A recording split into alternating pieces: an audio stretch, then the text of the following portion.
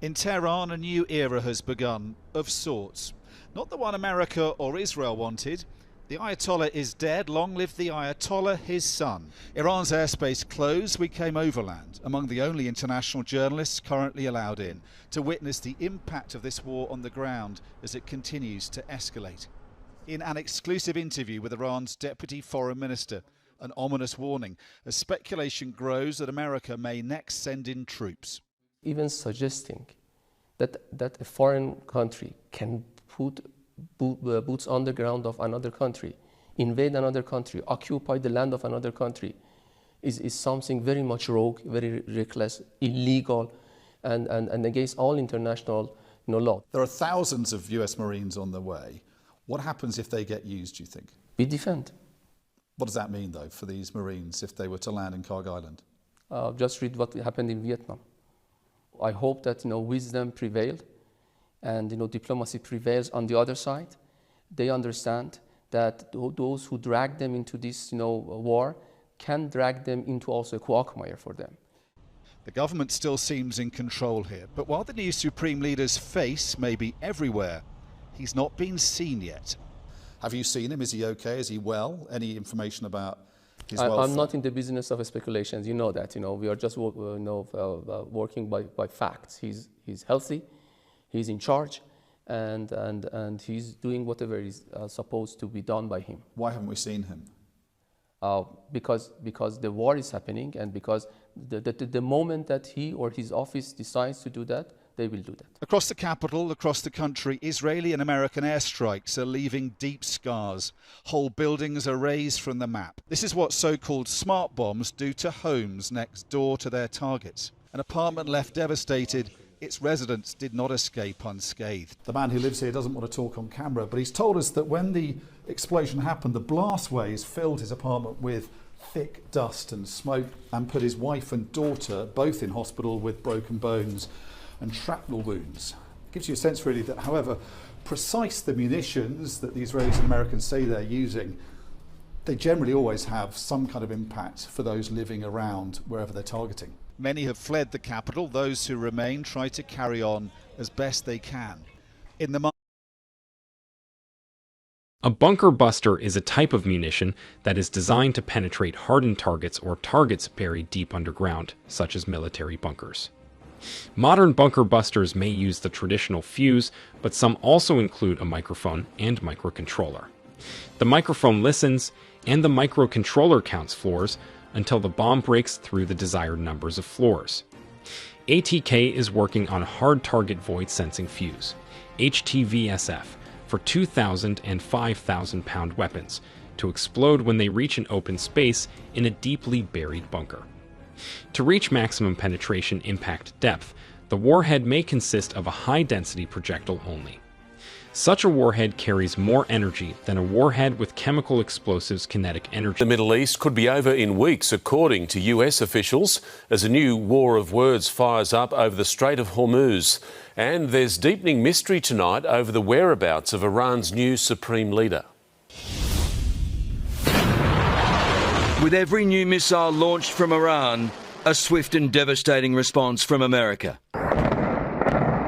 While Donald Trump launches verbal airstrikes from Air Force One. We've essentially defeated Iran. They want to negotiate badly. I don't think they're ready. The Iranians firing back. No, we never asked for a ceasefire, and we have never asked even for negotiation. But it's the Strait of Hormuz that remains a political battleground. Iran's PR video showing its deadly intent as President Trump ratchets pressure, especially on NATO countries, to join his naval coalition. Whether we get support or not, but I can say this, and I said it to them, we will remember. With Australian Air Force planes already in the region, questions on whether our ships and sailors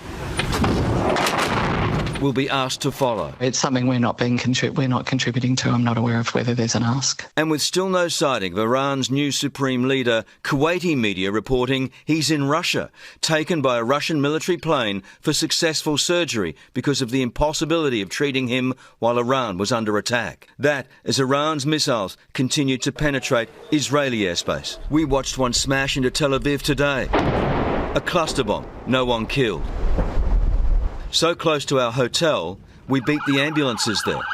Iran is playing the long game here, trickling out these drone and missile attacks across the region and, of course, strangling the Strait of Hormuz. They've effectively been planning for this war for more than 40 years. But Israel is set for the long haul too. The war has overwhelming support here. Mr. Lapid, Chris Rosen, good to meet you. Israel's opposition leader and former Prime Minister Yair Lapid claims the war was the only way to roll a regime determined to destroy his country. I mean, think of Australia before Bondi Beach. Now, CNN senior military analyst, retired Admiral James Stavridis. Admiral, thank you so much for being with us. The news that we are waking up to is Israel is claiming they have killed this man, Ali Larijani, who's the Iranian security chief, maybe the most powerful man in Iran over the last several weeks, maybe even several months. Also, they say they killed this man in charge of the Basij paramilitary force. This is on top, obviously, of already killing this man's father, the late Ayatollah al-Khamenei. This is Moshtaba Khamenei, now the supreme leader. He is said to be injured. So, Admiral, my question to you is, if they keep targeting Israel and effectively eliminating these leaders, what does that do to the stability of the regime, particularly the absence now of Larijani? Let's park on Larijani for a minute. John, you'll get this reference. He's kind of the Cardinal Richelieu of this rotten theocracy. He's been floating around, manipulating, leading internal dissent. And now he ascended to the top with the killing of Khamenei and the ascension of Khamenei's son, who is probably gravely wounded. So this is a big deal. If killing Khamenei was kind of a 10, I'd say this is an 8.5. It's a big deal. And the character to the right is the leader of the Basij militia, truly dreaded by the people. So point one, this is a big deal, taking these two out. Point two, to your question, somewhere in the headquarters of Mossad and probably over in the Curia, which is the Pentagon of Israel, they have a big board, and it's got pictures of all of these folks drilling down way below the 4-star, down to 3-star, 2-star, putting it in military context. They're going to continue to relentlessly go after these people. And point three, and finally, here's the good news. At some point, you may get down to a layer in the rock formation where you can actually have a conversation. Yeah, and again, both of these guys key in the crackdown of the protests over the last several months there. Maybe this will, if they are both in fact gone, inspire some kind of new uprising on the streets there, although that too carries risks. I want to shift gears here and ask about the U.S. troop movements. We know that CENTCOM has... The weapon in their hand, they drove down right after their vehicle. Roger.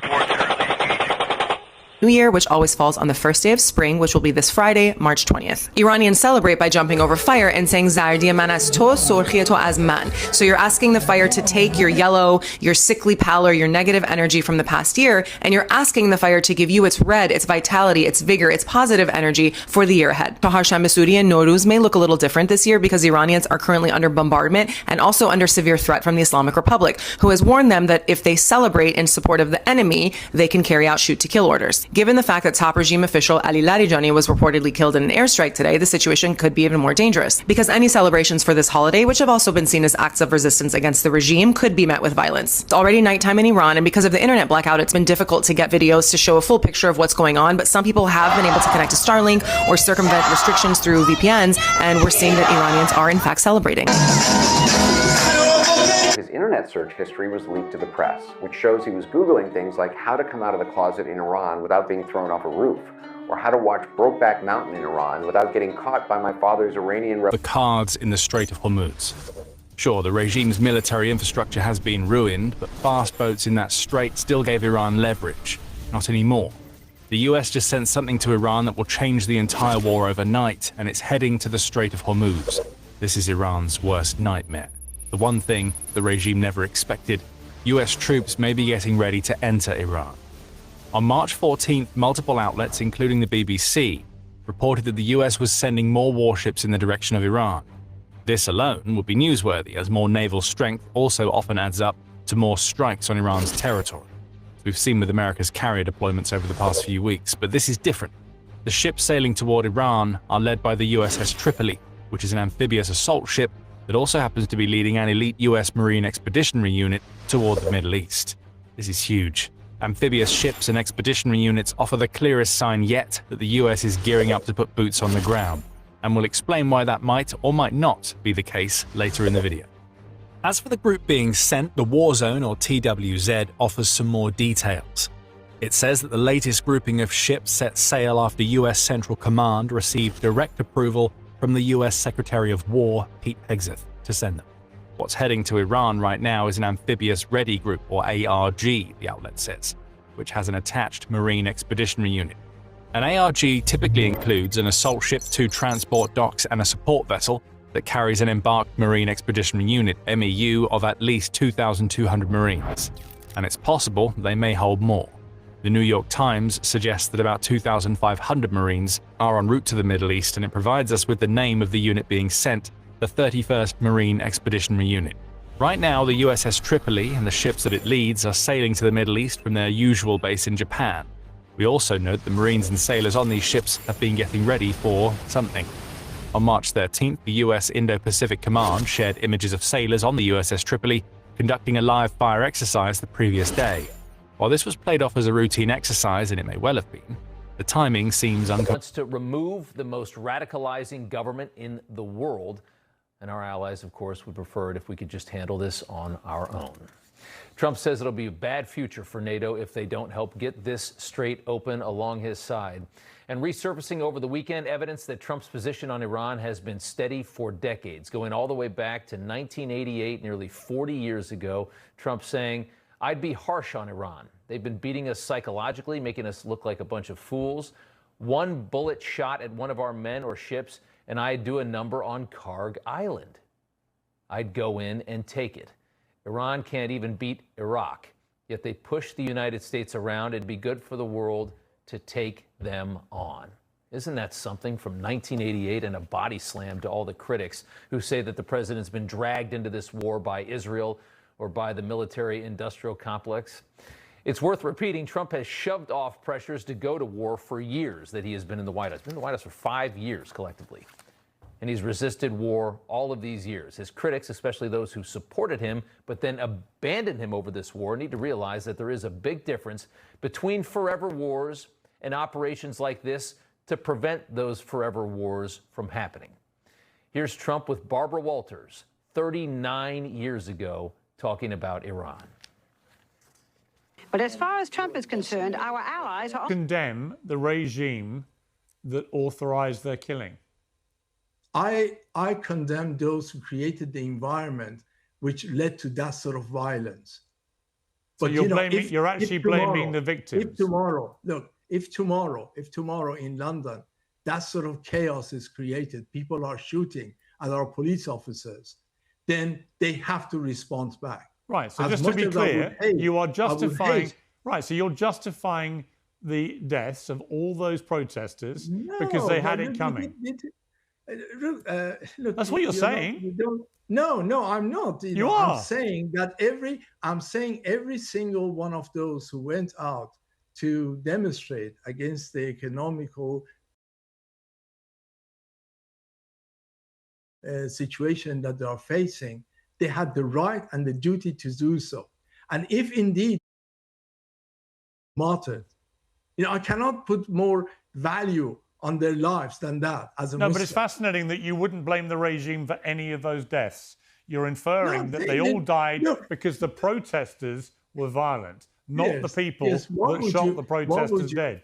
If tomorrow, God forbid, people take arms in the street and shoot at our police officers, what do you think they should do? Yeah, I think what happened is the vast majority Answer me. I'm painting you the picture which you don't seem to want to recognize, which is the majority of those protesters on the streets in Iran were peaceful protesters, right? So what you're trying to do is tar them all with the brush of violence, making out they were all armed, all dangerous, all shooting at the authorities. Therefore, the authorities had no choice but to kill them. And I'm saying that's a grotesque misrepresentation I'm asking of you, what happened. If tomorrow in London or in New York, people take weapons and go around shooting at the police officers, putting fire to Let me tell you, individuals. 2,500 protesters got shot dead on the streets of London tomorrow. Never mind 35,000. If 2,500 got shot dead, then the government would be toppled within hours from an outraged populace. I can tell you that. And that's the difference. Paid a heavy price. I tell you, not a single shot has been fired in the past 45 years by any of our so-called proxies in order to advance our interests. They have been fighting for their own interests, and we have been paying. Iran has paid, and we are resentful to our Arab friends because we supported the Arab cause more than the Arabs did. And we get to be blamed. We supported Palestine more than any Arab country supported Palestine. You know, I'm under 2 American designations. Why? Why am I under 2 American designations? Personally, did I kill anybody? No, just because Netanyahu wanted me to be under American designation.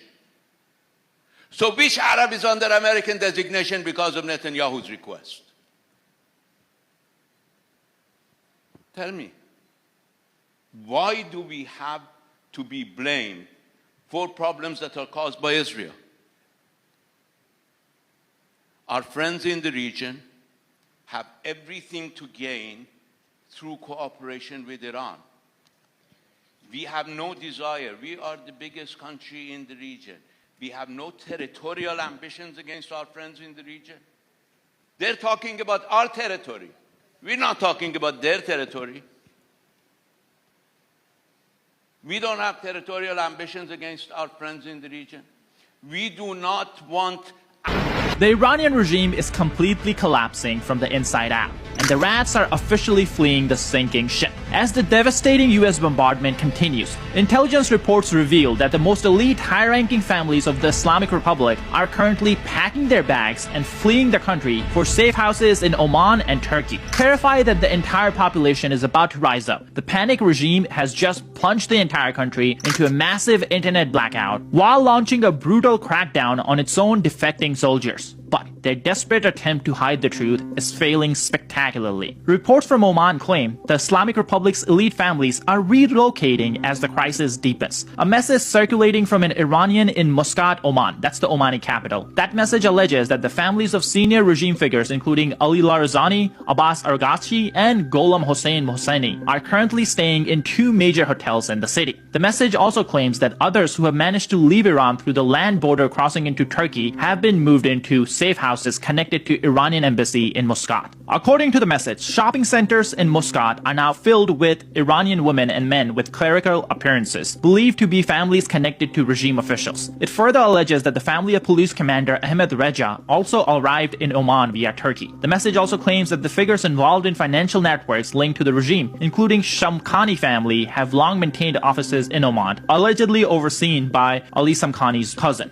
Then the original message also has coordinates and map location of the hotel where these Iranian officials are staying. Now, Oman makes sense. Before this war, Iranian elites would go to Qatar, but Iran has been hammering Qatar very hard in its retaliation. That means Oman is one of the few countries that Iranians still consider friendly because they haven't hit them as hard. Now, Omani foreign minister actually played a big role in pre-war negotiations. That friendship, I'm guessing, still extends, at least for now. Maybe Oman is thinking that, hey, if Iranian families are here, Iran won't attack us anymore. And maybe that's true, but the regime's missiles are actually telling a different story. Look at where Iran has been firing all its missiles and drones since this war started. UAE, almost 1,800 missiles and drones. That's half of the all launches that we have seen from Iran. Kuwait is the second largest, around 600. Then we have Bahrain, Saudi Arabia, and Qatar. And then we have Oman, actually the smallest country that has been hit so far. Just 16. Smallest, but still shocking considering how friendly Qatar has been with the Iranian leadership. And then we have Israel, a country that's actually involved in this fight against Iran, and that country has only faced 400 land-rate drones and missiles. That's around 10%, and it also means that Israel has actually faced less missiles than UAE and Qatar. That's just insane. Those two countries are getting hit for no reason, and that tells us everything we need to know about Iran's strategy. Iran wants to make sure the whole region burns, hope the pain stops the war, and hope the regime survives it. But the elite families are already making backup plans. And it's not just the elite families. Clerics are fleeing too. A clip went viral from Toronto International Airport showing a Shia cleric and his family arriving in Canada. This same cleric was then photographed marching at Al-Quds Day in Toronto. And in that footage, he actually confirmed to someone that he's from Iran. When clerics start leaving, you know things are not going well. And guess what? Even the Islamic regime knows this, because they are now cracking down hard, even harder than what they have done in the first level. Does that mean that a regime change is coming? Well, like the Pharaoh. The Pharaoh and Khamenei shared many commonalities. The Pharaoh claimed to be God. Khamenei claims to be the sign of God. Ayatollah, Ayah and Allah, the sign of God. He claimed to be the sign of God, the verse of God, and the supreme Islamic leader. A made-up position. What supreme Islamic leader? What? Islamic leader of over what? 2 billion Muslims? Who gave you that right to be the Islamic leader over the Sunni world, which is 85%, if not 90% Sunni? Who gave you that right? Right? 90 million Iranians don't even follow you. And you want to claim to be the supreme Islamic leader with all these titles that have legal consequences. Because if you were to say you don't like Khamenei's face, that's a violation of Islam according to them, because he is the deputy of the Savior. He is the deputy of God on earth. And it's nonsense. He's not a deputy of anyone but Satan. He was